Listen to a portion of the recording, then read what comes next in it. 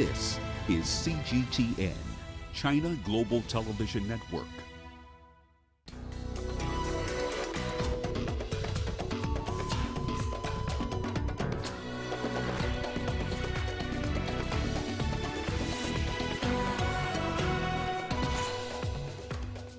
ECOWAS mediators say Mali's leaders have promised to restore civilian rule.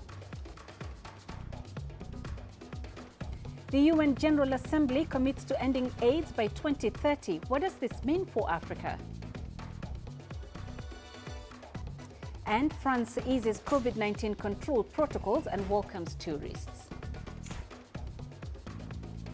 Hello and thank you for joining us on Africa Live. I am Peninah Karibe, and with me with the business headlines is Uche. Thank you, Peninah. And here's a look at what's coming up on Africa Live Biz. The World Bank expects the global economy to rebound at its fastest pace in 80 years. And Sudan removes fuel subsidies, doubling the price of petrol. Of course, all that coming up within the program. For now, it is back to you, Peninah. Thank you, Uche. Mali's leaders intend to restore civilian rule in the Sahel state. This was the reassurance given to a delegation from ECOWAS sent to Mali to mediate a transition towards elections in the country. Talks were held with the new president of the Malian Transitional Government, Colonel Assimi Goïta. The United Nations mission in Mali and other international delegates also took part in the consultations. ECOWAS is continuing in its call for the formation of an inclusive government. Goïta was sworn in on Monday as president after a second coup in just 9 months. However, the nation continues to face international pressure over the latest military takeover. The African Union has suspended Mali's membership, and France halted its joint military operations with the country. We were reassured by the transitional president and the prime minister that the parameters defined in Accra will be respected within the framework of the transition here. And this is very important, notably the respect of the duration of the transition, which must end. So it will be a matter of seeing how quickly we can return to the constitutional and normal order. And from there, the heads of state will evaluate the situation in relation to this sanction. The United Nations General Assembly has adopted a new political declaration to guide the future response to HIV and AIDS. The declaration was adopted with 165 votes in favor at the ongoing high-level meeting. Russia and 3 other countries voted against, and their objections to the text prevented a more customary adoption by consensus. The meeting will also review progress made in reducing the impact of HIV since the last gathering in 2016. The head of the UN program for HIV/AIDS has called for unity in the fight against inequality. HIV rates are not following the trajectory that we together promised. Indeed, amidst the fallout from the COVID crisis, we could even see a resurgent pandemic. But a never-ending HIV pandemic is not our fate. Even in spite of all the setbacks, we can end AIDS as a public health threat by 2030, as we promised, if the world comes together. The evidence and analysis is clear. Inequalities in power, in status, in rights and voice are driving the HIV pandemic. Inequalities kill.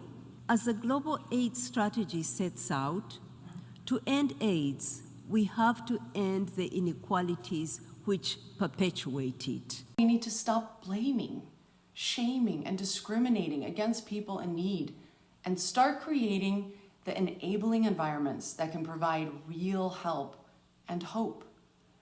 These supports should include quality education, as well as sex education in and out of school, safe and user-friendly healthcare services, and the ability to make choices about their own bodies, about their partners. And if we want to end AIDS, we must respect and protect the rights of everyone, everywhere. Now let's bring in James Kamau, an HIV health activist and the CEO at Kenya Treatment Access Movement. He joins us live via Zoom from Nairobi. James, 40 years later, and the vaccine search is still dragging its feet. Is this pledge holding much promise for Africa? Thank you, and thank you for having me. This pledge, 40 years later, is not holding for Africa. In terms of vaccines, for it to be there, and a lot of money has been pumped into vaccines by the Western world, at no success, because HIV has proved to be a virus that mutates quite a lot. But sad to say, Africa has put very little money, if any, for R&D or research and development for getting a new vaccine. So 40 years later, and we in Africa, bearing the brunt of HIV, have not put money commensurate to the problem that we have in terms of R&D. And I think it's important that we push forward. If we are going to learn from other diseases, neglected diseases, which are not there in Europe, but are here in Africa, and yet we don't have enough funding for the same, because we have not put anything under research and development.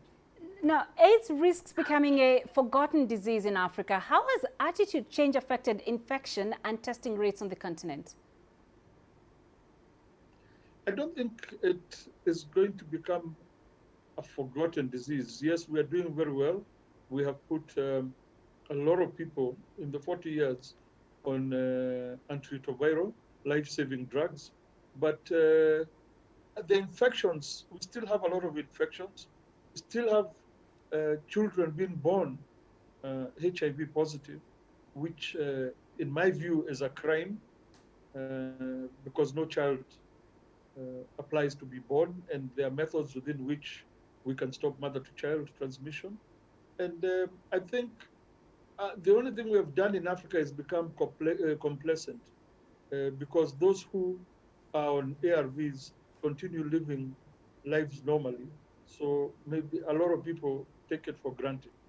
And why I say that, for example, in my own country, Kenya, we now have a lot of teenage pregnancies. The girls are more afraid of pregnancy than getting HIV, because the problem with HIV is that it is a long-term disease. That's the way they look at it. Right. So you talk of complacency in the continent. So what does the Africa then need in order to catch up with the rest of the world in AIDS prevention and HIV treatment? Africa needs to own the problem itself, because the largest amount and problem is in Africa. And we don't need to go very far. We have seen shortages of antiretroviral when the manufacturers, basically India and the other European countries, stopped or slowed down in producing antiretroviral due to the COVID issue. Now, that has brought a lot of shortage within Africa, and it is important for us to be able, as Africa now, to set up and start producing drugs, so that which is for our population if we are to go ahead. And it's also imperative to note that putting patients on ART is also a socioeconomic issue. It is the only way for us to achieve not only to achieve universal health coverage, but also to achieve Vision 2030. All right, James Kamau, we appreciate your time tonight. Thank you very much for joining us. France is again welcoming foreign tourists to the country as it enters its penultimate phase of easing COVID-19 curbs. A 7-month ban on indoor dining has now been lifted, albeit with restrictions, and the nationwide curfew has been rolled back to 11 p.m. Ross Cullen reports from Paris. Well, the health situation in France is improving as the number of COVID-19 cases and deaths continues to fall, and the number of people receiving coronavirus vaccinations continues to rise. The French government says it can now loosen restrictions further, and coming into force on Wednesday, the 9th of June, is a relaxation of the national curfew. It was in place from 9 p.m. to 6 a.m. every day. It's now going to be loosened to begin at 11 p.m. local time. Also happening on Wednesday, non-essential travel is now allowed into France, although all visitors coming into the country must be fully vaccinated. And some people, such as those coming from the United States or the United Kingdom, for example, will also need to provide proof of a recent negative PCR test as well as their coronavirus vaccination certificates. Sports centres, swimming pools and theme parks all also reopening on Wednesday. And a major move for the hospitality sector in France. We saw last month the reopening of the terrasse, the famous outdoor areas of bars and restaurants. And what is going to be changing on the 9th of June is a reopening of the indoor sections of bars and restaurants. People are now going to be able to dine inside in France for the first time since the second lockdown came into force in October last year. Ross Cullen, CGTN, Paris. The Africa CDC and the MasterCard Foundation have launched an initiative to boost the COVID-19 response on the continent. The partnership aims to acquire vaccines for 50 million people and lay the groundwork for vaccine manufacturing in Africa. CGTN's Gurum Chala has the details. Saving lives and livelihoods is an initiative of the African Union that was launched to safeguard African states and their citizens from the adverse effects of the COVID-19 pandemic.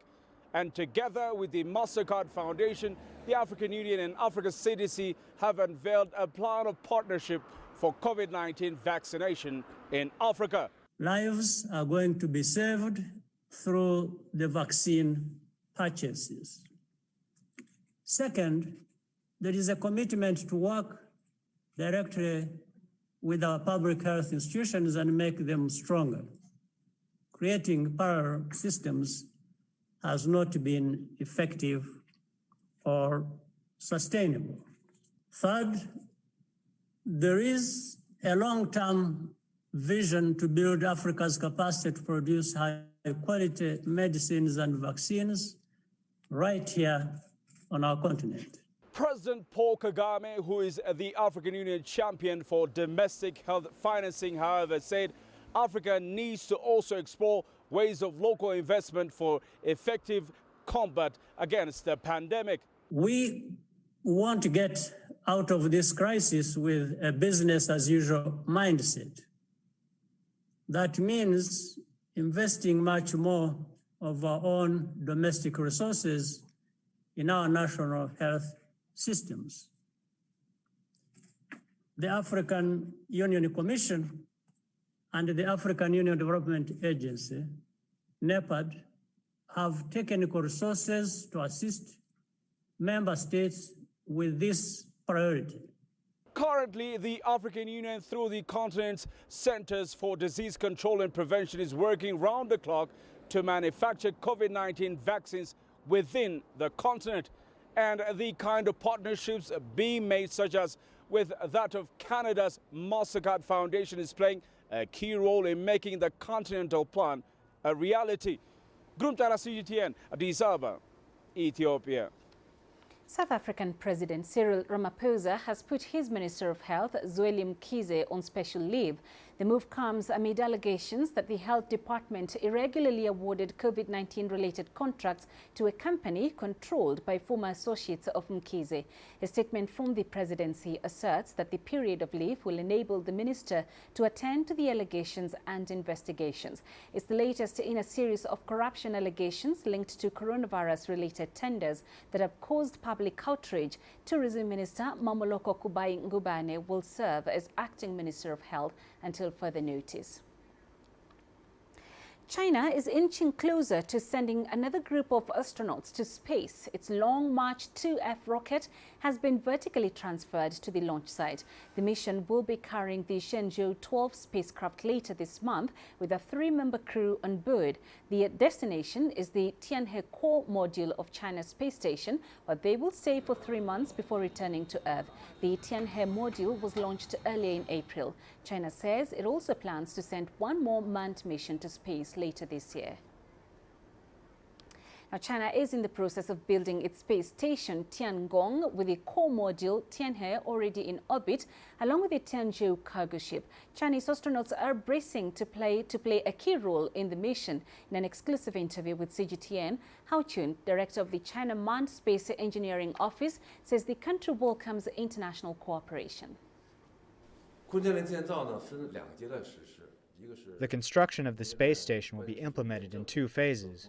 One is the verification of key technologies for the space station, and the second phase is the construction of the space station.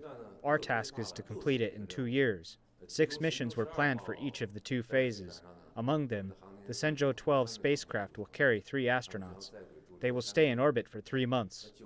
The Tianzhou 3 cargo spacecraft will be launched in September, while the Shenzhou 13 manned spacecraft will be launched in October. The Shenzhou 13 will carry 3 astronauts, and they will stay in orbit for 6 months. It will become normal for our astronaut crews to stay in orbit for 6 months during each mission. Next year, the space station will enter into the in-orbit construction phase. A total of 6 missions have been planned, including 2 space station modules, the Wentian and Mengtian, and the launch missions of 2 cargo spacecraft and 2 manned spacecraft. By the end of next year, the space station will be completed and enter operations. We've also given it a name, called the Application and Development Stage. The design life of the space station in orbit is no less than 10 years. Through the maintenance of the astronauts in orbit and the replacement of some equipment, it can extend the lifespan of the space station for a considerable period of time. In orbit, a large amount of experiments regarding space science, space technology, and related applications will be carried out. It's expected that a large number of world-leading scientific research results, technical application results, and scientific and technological achievements will be obtained. We are negotiating with the United Nations Office for Outer Space Affairs to carry out cooperation around the use of the Chinese space station. We have signed a cooperation agreement. In the early stage, we have also jointly selected the first batch of cooperation projects. Now there are 9 projects from 17 countries to have officially confirmed their participation in scientific experiments on the Chinese space station. In the future, there will definitely be foreign astronauts participating in China's space flights, working and living on China's space station. Foreign astronauts are already learning Chinese and preparing to participate in Chinese flights. At this moment, China's space station is under construction. We will conduct the selection of joint flights in a timely manner, according to the progress of the mission. In the latest tech tensions between China and the US, Beijing has urged Washington to abandon its Cold War zero-sum game mentality after US senators passed a bill investing billions in American technology and innovation aimed at countering China. A foreign ministry spokesman said the US should not treat China as an imaginary enemy, as the country's biggest enemy is itself. We urge the United States to treat China's development and China-US relations rationally, stop promoting such bills, and stop interfering in China's internal affairs so as not to damage overall bilateral relations and cooperation in important areas between the 2 sides. China's legislature, the National People's Congress, has also issued a response. Its Foreign Affairs Committee says the bill smears China's domestic and foreign policies and interferes in internal affairs, while also accusing the US of trying to contain Chinese development under the pretext of innovation and competition. The bill reaffirms US support for Taiwan's defense and calls for Taiwan's membership in international bodies, which Beijing strongly opposes. You're watching Africa Live. Let's take a quick break. Coming up, Kenya's president makes a rare call to illegal gun makers to surrender to government to be given jobs. And a strict cigarette sales ban in South Africa during the start of pandemic lockdown causes a ripple effect.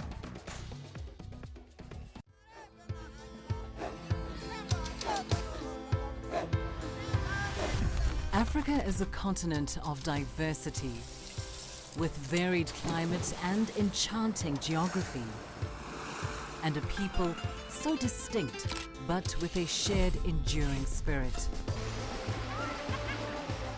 We are at the heart of the continent to bring you the untold stories. Let's have a look.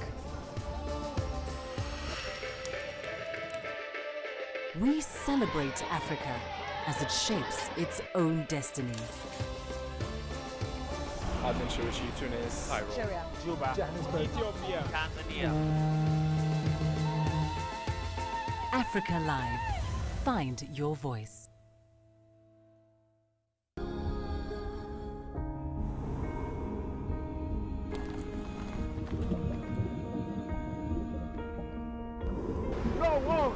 No one again began holding guns. Machine guns from police forces toward the protesters.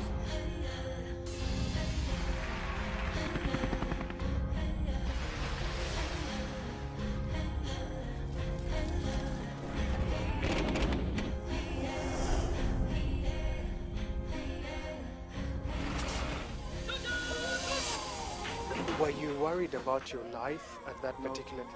Not at all. What is your assessment of the state of the continent today? Africa has the potential to power itself. Excuse me.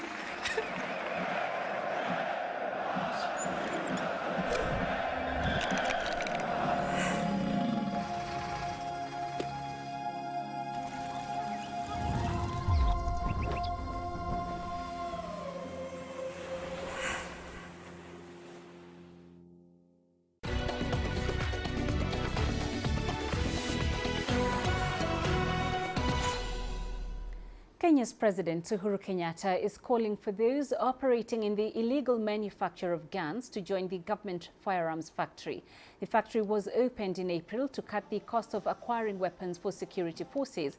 Uhuru made the remarks as he led security agencies in destroying over 5,000 illicit firearms recovered in 2020. The guns that were destroyed are part of 14,000 illegal weapons confiscated in the last 2 years. The president said Kenya seeks to enhance its self-reliance in security through local production of equipment and technologies. Homemade guns have been blamed on crimes committed in the country, including murder.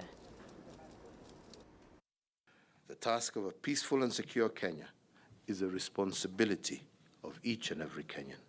And I urge you all, in your own roles and space, to make a conscientious effort to make our country, our republic, more safe and more secure and 100% free of illegal weapons.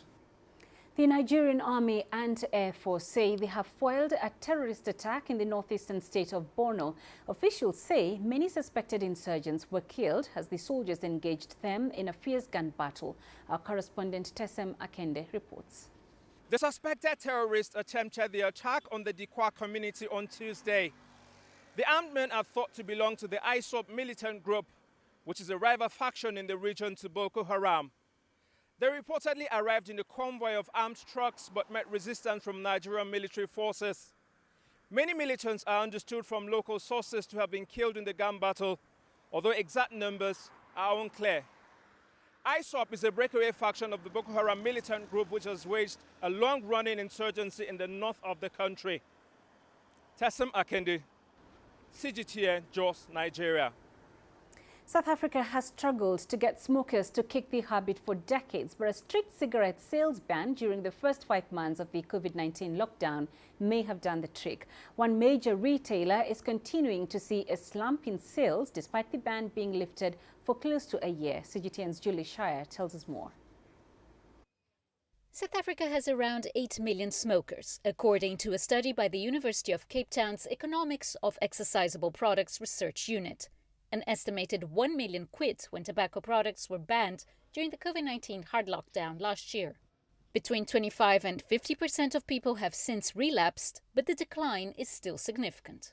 The most important reason for people wanting to quit smoking was the price of cigarettes. They said that the price of cigarettes had increased substantially and prices more than tripled during this time period. Another 14% indicated that they were unable to find cigarettes during that time period. 11% of respondents indicated that they wanted to obey the regulations. A shift towards cheaper or illicit brands also put pressure on sales, adding to an overall slump. The total market is probably about 5% less because of people quitting, and some people have actually cutting back on their consumption.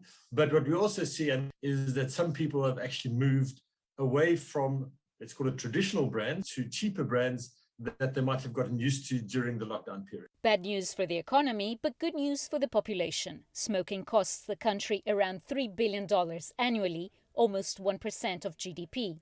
Over 44,000 people die from smoking-related diseases every year. In treating tobacco disease, in lost productivity when people do get sick, and also from premature deaths.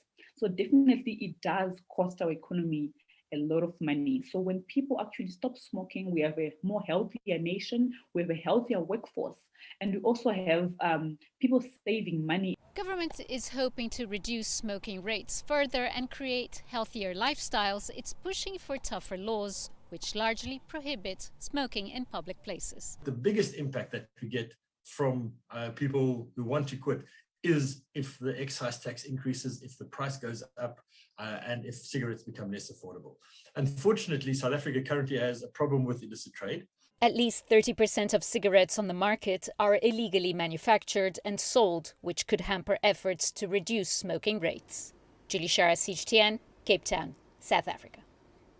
The Zimbabwean government has dismissed fears that COVID-19 vaccines are running out and says deliveries for fresh stocks are forthcoming. Here's Farai Makutuya with more details.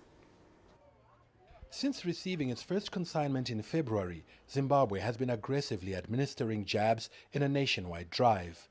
However, in recent weeks, some people who wanted to get inoculated have been turned away. Wilkins Hospital is one of the main vaccination centers, and previously there would have been long queues as scores of people came here to get inoculated. In recent times, though, activity has ground to a virtual halt, although authorities insist it's not because the vaccines have run out. We want to give priority to the second dose to make sure that those who got the first dose get their second dose. The first dose, yes, as we are saying, supplies are dwindling, but we are expecting a bigger consignment in a very short time. As you know, there is a shortage of vaccines internationally. There is a lot of competitions going on. So right now we're just going through our procurement processes, and we are expecting in a week or a few days. Over 1 million people have received their first dose of COVID-19 vaccines. The country plans to inoculate about 10 million people, and the finance minister had previously said the government would procure 1 million doses per month. Despite the current supply lag, officials insist the country is on course to fulfill its plans. Let me allay fears of some in our nation who might think that the COVID-19 vaccination program is about to falter. It is not, and it will not. Government continues to place a high premium on preserving life.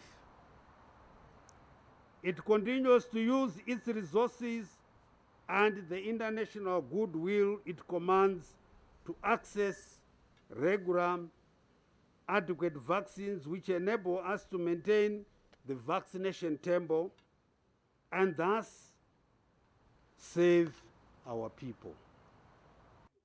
The government reiterated that the vaccines will be administered free and would continue to be rolled out on a voluntary basis. Farai Makutuya, CGTN, Harare, Zimbabwe. Let's now go to Tunisia, where environmental activists are building artificial reefs to restore marine life in damaged areas of the sea. CGTN's Joy Kiruki brings us the story of how this ancient practice is making a comeback on Tunisian shores. The Notre Grand Bleu Association was created in 2012 by a group of Tunisian divers. Their aim was to preserve and create a sustainable marine environment. Because of pollution, climatic change, and many other man-made factors, we found many places in our sea that were abandoned and became barren places without life. So we decided, as Notre Grand Blue Association, to do this initiative of making artificial reefs from palms to restore life to arid places. Artificial reefs are made from palm tree branches fixed with concrete on the seafloor to boost fish populations. They're now being installed in the Tunisian coastal city of Monastir. As we see here, these reefs are made mainly of concrete with holes so that we can put the palm branches into them, and then we tie it with a thread made of alpha plant, which is a 100% natural product, in order to preserve the environment in the long run. Many reefs are built by repurposing objects, for example, by sinking oil rigs, scuttling ships, and many other ways. As for this method, it's old. Our ancestors used to use it. After the harvest season, they used to throw palm groves into the sea because it's considered as a hideout for hatching fish, especially squid. Despite the abundance of production at the time, they were thinking about sustainability and the future. We are now exposed to many problems, especially marine pollution. So we wanted to return this old technique that our ancestors used and are looking for places that have been affected by pollution, and we are trying to restore its life with these artificial reefs that represent an artificial and ecological hideout to protect the biodiversity in our sea. Despite being an ancient method of preserving marine life, conservationists hope that the practice will continue to be used for the sake of sea life. Joy Kiruki Juma, CGTN. Well, it's time now to catch up with the day's business news. Let's cross over to Ucha for the latest. Thank you, Peninah. And coming up on Africa Live Biz. The World Bank expects the global economy to rebound at its fastest pace in 80 years. And Sudan removes fuel subsidies, doubling the price of petrol. Africa is the nexus of enterprise, and global business will tell you why it matters. From the mega investment projects to multi-billion-dollar mergers and acquisitions. Africa today collects, just in terms of revenues from taxes alone, $545 billion a year. If you take 10% of that and you devote it to the energy sector, problem solved. All this on Global Business, weekdays at this time on CGTN.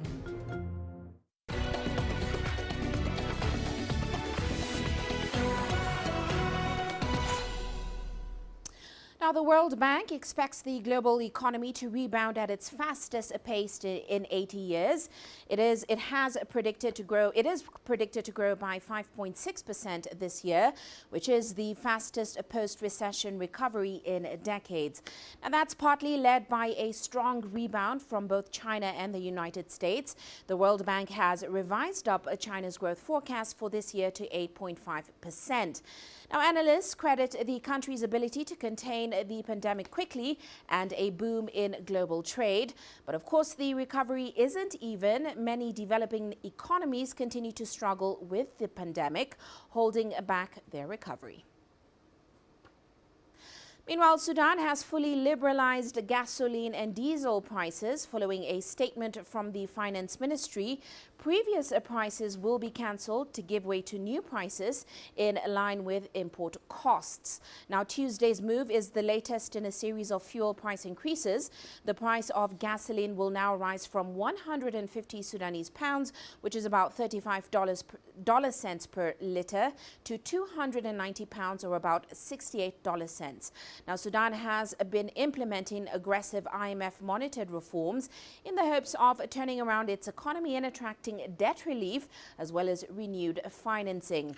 The have been painful, and annual inflation climbed to 363% in April. Sudanese officials and the IMF have said the reforms, which included a sharp currency devaluation, will cause prices to rise and add pressure on citizens. Meanwhile, Kenya's President Uhuru Kenyatta was in Ethiopia for bilateral talks on regional matters of mutual concern. Now, the Kenyan president, accompanied by high-level politicians and investors, witnessed Kenya's Safaricom receive its official license to operate in the country. This followed a successful $850 million bid by a consortium of international telecom companies, in which Safaricom is the lead. We designed and implemented a new and forward-looking proclamation that would govern the sector, established an independent regulatory authority, the Ethiopian Communications Authority, engaged stakeholders and the public for feedback on every step on the way, launched the tendering process, and of course, lastly, managed to secure large amount of foreign direct investment into Ethiopia. Kenya's presence here today is not only a testimony of our long-standing good neighborly and brotherly relations between Ethiopia and Kenya, but also between our two peoples. It is indeed a visible reminder of the deep bonds that hold Kenya and Ethiopia together. And heading to Tunisia now, the country's industrial production recorded a jump of 8.2% in the first quarter of 2021.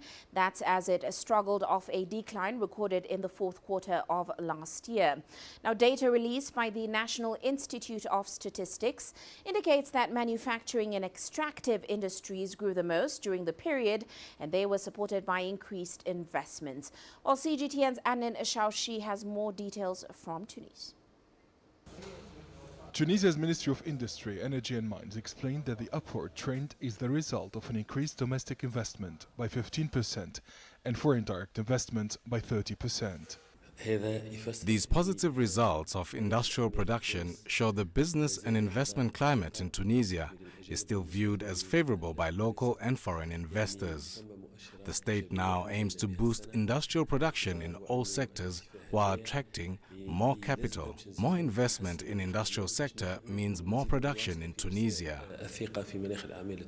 The Director General of the Agency for the Promotion of Industry and Innovation added that the COVID-19 pandemic took its toll on the industry last year.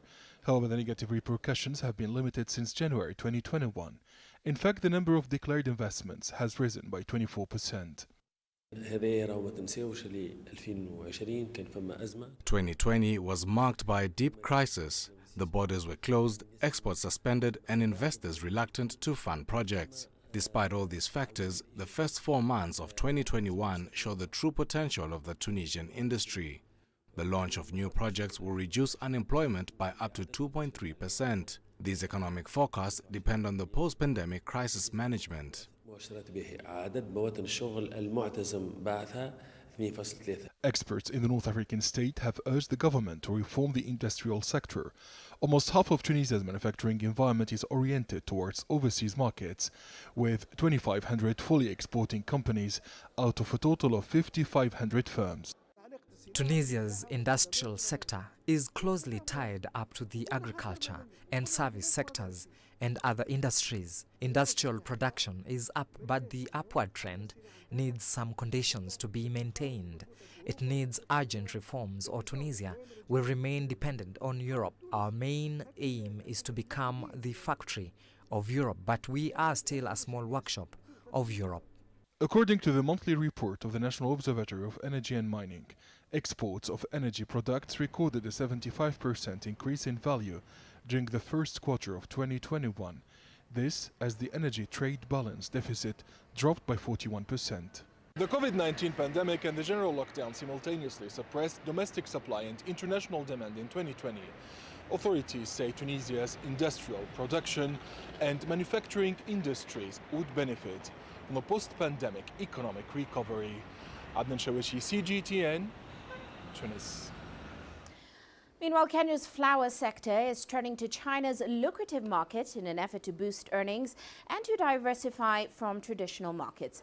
But after shocks from the COVID-19 pandemic are still being felt in the sector, despite a rebound, here's CGTN's Robert Nagila bringing us an update on the sector.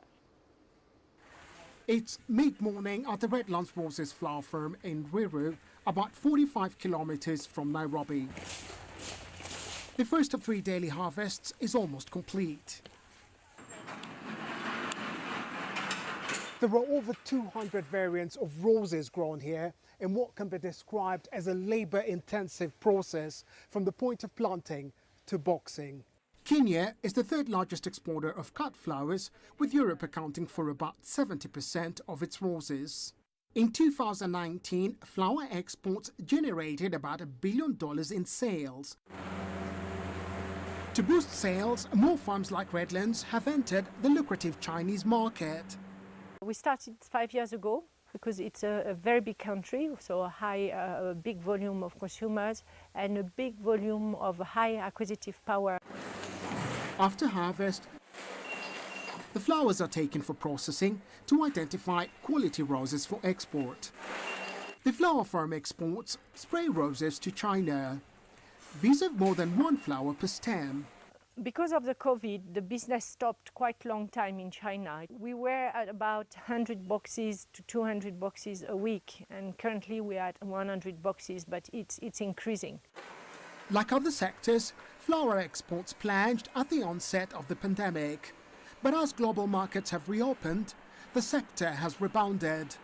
But the after effects are still being felt. We have a very limited number of cargo planes moving from Kenya to China weekly. So this is really a major problem, is to find freight capacity. It's limiting really our growth in China. Currently, only China Southern Airlines operates cargo freight between the two countries. Back at Redlands, the final process, boxing the fresh flowers, is underway. From here, they'll be transported to the airport and onto a plane for the Chinese market. Robert Nagila, CGTN, Nairobi, Kenya. And heading to Egypt now, the country is set to become the first Middle East and North African nation to manufacture laptops and tablets. Now, the move follows the launch of a new production line, which will enable the introduction of the Arab-made tablets and laptops in the market in the third quarter of 2021. And that, of course, is following a surge in demand that has been accelerated by the outbreak of the COVID-19 pandemic. Here's CGTN's Yasser Hakim with the details from Cairo. Official statistics show that internet users in Egypt have nearly doubled to 63 million in 2020 compared to 2019, while e-commerce has jumped by 300% in the same period.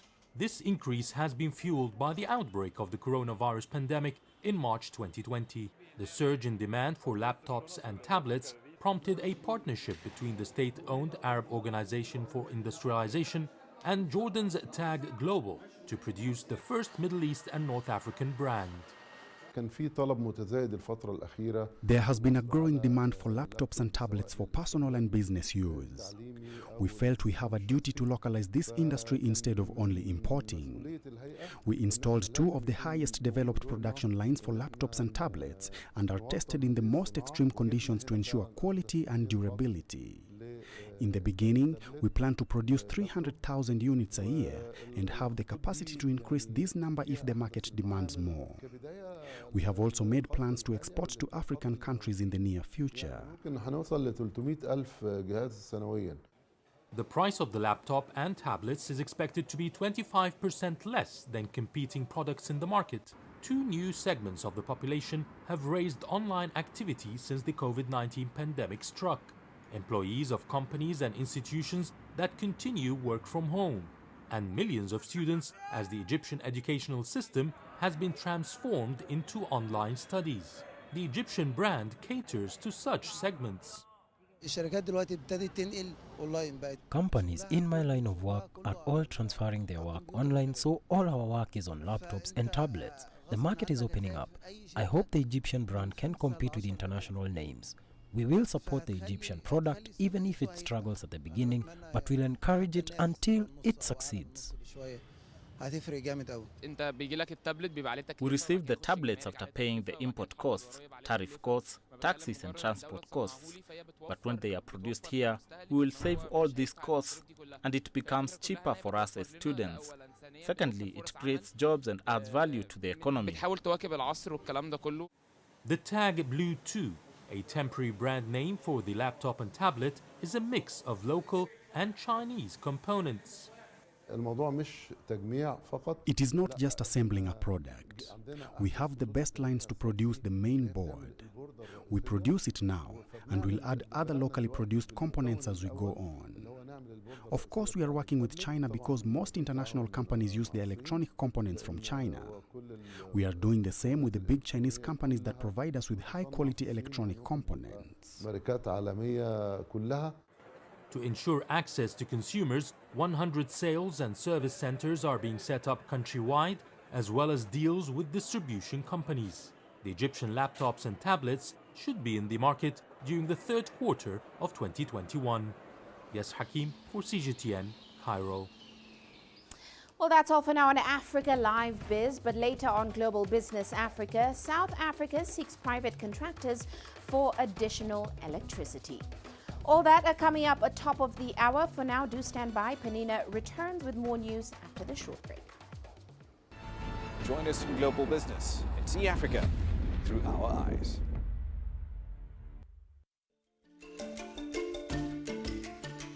Africa Live. Find your voice.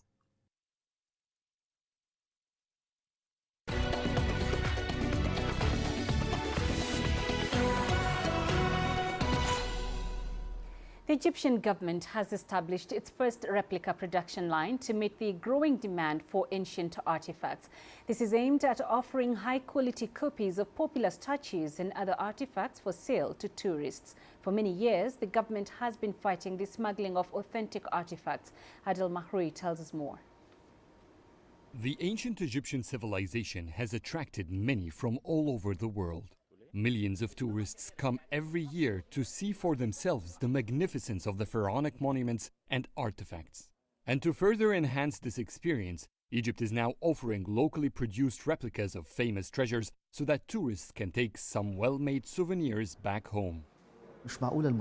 It wasn't appropriate to find all ancient Egyptian replicas with stamps saying that they were made in other countries, but not in Egypt, the owner of the civilization. To establish this facility, the Tourism and Antiquities Minister partnered with the private sector. The factory is the first of its kind in the Middle East. It's a very important step for the country. This 10,000 square meters facility is equipped with all the necessary technologies and equipped to help the artists here to precisely cut metal, wood and mold ancient statues from many materials and in different sizes. 150 specialists work here. The team includes ancient Egyptian restorers, fine arts graduates, sculptors, and skilled labor. I don't think that there are better people than Egyptian artists to create replicas of their own inherited civilization. An artifact restorer spends years working and memorizing just one ancient piece. They know all minor details. I don't think anyone can reach their precision. The factory currently has the capacity to create up to 1,500 pieces a month. Expansion plans are in place to increase its production capacity to 5,000 pieces. Companies are approaching us for long-term deals to supply them with our replicas. Online stores have offered to market our products. We also offer to create galleries of the factory's products. The Ministry of Tourism and Antiquities will create sales outlets for its replicas factory at all Egyptian museums and other ancient Egyptian sites. Kunuz's first store will be at Egypt's newest attraction, the Museum of Egyptian Civilization in Cairo. This is the first of its kind factory in Egypt. The government says it will build more to cover domestic needs and begin exportation. Adel Mahroui, CGTN, Cairo. Coming up in sports.